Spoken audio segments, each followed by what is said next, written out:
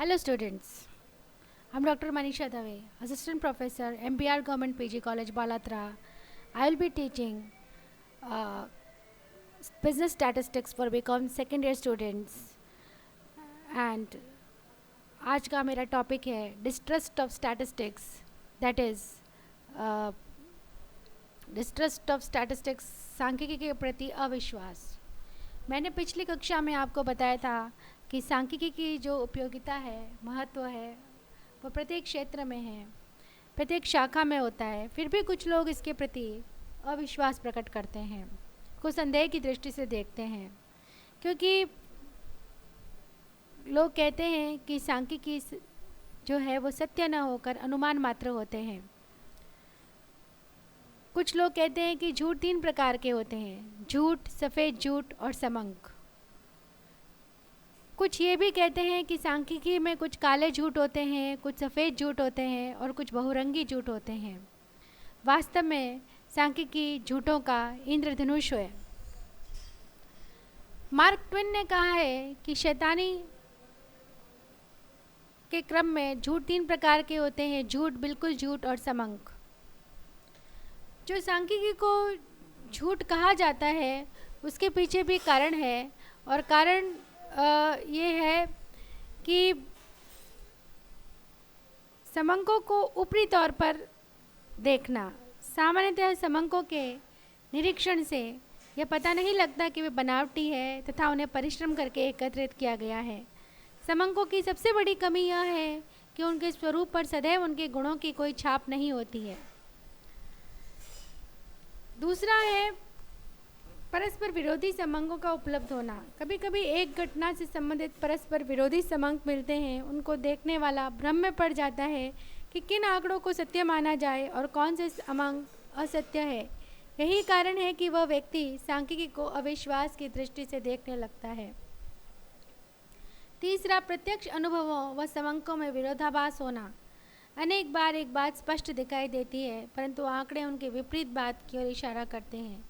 जैसे हर व्यक्ति अनुभव कर रहा है कि भावों में प्रतिदिन वृद्धि हो रही है, फिर भी सरकारी आंकड़े यह पुष्टि करते हैं कि भावों में वृद्धि नहीं हुई है, बल्कि भाव गिरे हैं। स्वाभाविक लोग उन्हें संदेह की दृष्टि से देखेंगे। चौथा कारण है कि सांख्यिकी की सीमाओं की उपेक्षा करना।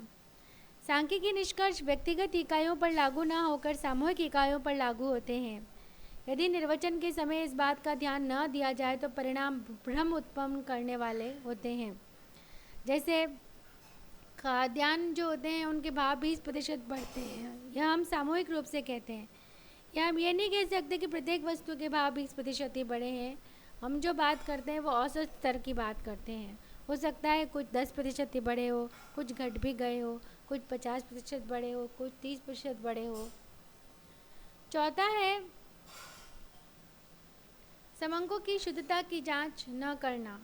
समंकों की शुद्धता की जांच न करने व असावधानी के कारण भी अशुद्ध परिणाम आते हैं। चौथा है सामान्य जनता में जानकारी का अभाव। सामान्य जनता को इसकी विधियों व नियमों का ज्ञान नहीं होता है, अतः ज्ञान के अभाव में उनके द्वारा अशुद्ध निष्कर्ष निकाल लिया जाता है।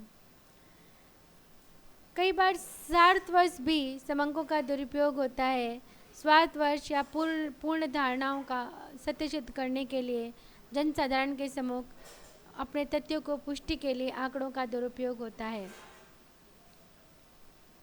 अस्पष्ट व परिवर्तनीय भाषा का भी प्रयोग किया जाता है। त्रुटिपूर्ण मापदंड भी लिए जाते हैं।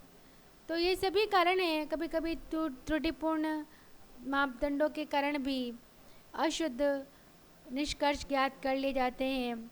सरकार का एक क्षेत्र की जनगणना संबंधी जानकारी एक बार राशन कार्ड बनाने के लिए दूसरी बार कर लगाने के लिए एकत्रित करें तो प्राप्त परिणामों में अत्यधिक अंतर होगा। जब जनगणना राशन कार्ड बनाने के लिए तो वहाँ की संख्या वास्तविक संख्या से काफ़ी अधिक होगी, क्योंकि संख्या अधिक लिखाने से लाभ है।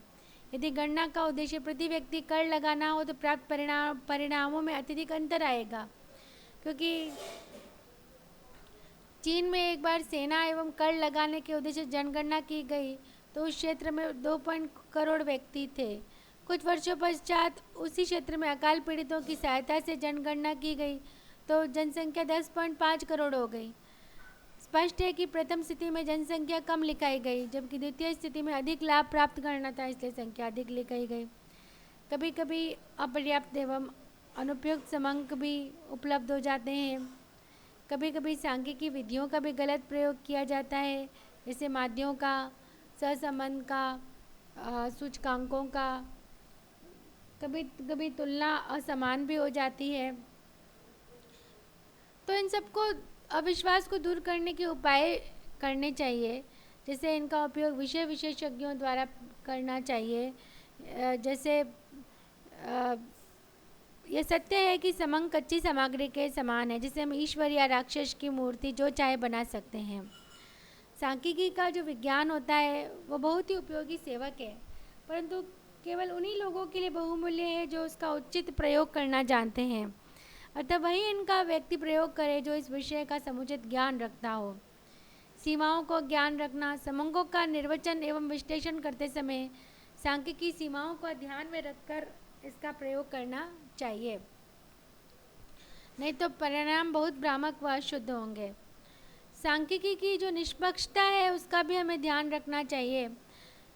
सांख्यिकी समंकों का संग्रहण, विश्लेषण तथा निर्वचन करते समय सांख्यिक को एक कलाकार की भांति संयम रखना होगा, ताकि वह अपने पक्षपातपूर्ण विचारों को अशुद्ध एवं भ्रामक निष्कर्ष प्रस्तुत ना करें, जिससे समंकों की विश्वसनीयता में वृद्धि हो सके। सतर्कता भी रखनी चाहिए। सतर्कता का निरंतर आवश्यक है। निरंतर सतर्कता की गंभीर सांख्यिकी अशुद्धियों से मुक्ति पाने का मार्ग है। अतः सांख्यिकी गतियों का प्रयोग सावधानी व बुद्धिमानी के साथ किया जाना चाहिए। इसका प्रयोग उस प्रकार नहीं किया जाना चाहिए जिस प्रकार एक अंधा व्यक्ति बिजली के खंभे से प्रकाश न पाकर सहारा प्राप्त करने का प्रयास करता है, जबकि उसका वास्तविक कार्य प्रकाश देना होता है, न कि सहारा देना। एक सांख्यिकी को स्वतंत्र रूप से विचार विमर्श करके अपनी त्रुटियों का अध्ययन करना चाहिए। उसके बाद सांख्यिकी रीतियों का सही लाभ एवं सही प्रयोग से मिल सकता है। साधना के रूप में सांख्यिकी रीति का बुद्धिमत्तापूर्ण प्रयोग करना चाहिए। सो हम ये कह सकते हैं कि सांख्यिकी के प्रति अविश्वास के लिए वे व्यक्ति दोषी है जो अपनी अज्ञानतावश या जानबूझकर सांख्यिकी का गलत प्रयोग करते हैं। वास्तव में देखा जाए तो सांख्यिकी ज्ञान विज्ञान के प्रसार और सामान्य अनुभव में वृद्धियों के साथ साथ समंकों की उपयोगिता भी बढ़ रही है, लेकिन इसके प्रति अविश्वास की भावना में भी कमी आई है। इसके फलस्वरूप धीरे धीरे यह दृष्टिकोण बदलता जा रहा है कि समंक हिटलर के महान झूठ से भी बढ़कर है। वह दिन अब दूर नहीं रहा जब हम ये कहेंगे कि एक दिन सांख्यिकीय चिंतन कुशल नागरिक के लिए उतना ही आवश्यक हो जाएगा जितना पढ़ने लिखने की योग्यता। अतः हमें समंकों के प्रति बढ़ते हुए अविश्वास को दूर करने के लिए वे समस्त कदम उठाने होंगे ताकि सामान्य व्यक्तियों का समंक के प्रति विश्वास उत्पन्न हो सके। समंक कुछ भी सिद्ध नहीं कर सकते, ये डिपेंड करता है कि उसका प्रयोग कैसे किया जाता है। अतः ऐसे प्रयोगकर्ताओं से सजग रहना होगा जो इसका दुरुपयोग करते हैं। अतः हमें समंकों के दोषों के पीछे सांख्यिकी के ज्ञान का अभाव तथा सांख्यिकी का पक्षपातपूर्ण व्यवहार है। वास्तव में समंक निर्जीव और मूक होते हैं। सांख्यिकी द्वारा ही उन्हें वाणी प्रदान की जाती है। समंक निर्दोष होते हैं, वे असत्य नहीं बोलते। दोष तो प्रयोगकर्ता का है जो अशुद्ध चित्रण प्रस्तुत करता है। इस प्रकार हमें इसके प्रयोगों को सावधानी पूर्वक करना चाहिए। आशा है आपको ये क्लास समझ में आई होगी। धन्यवाद।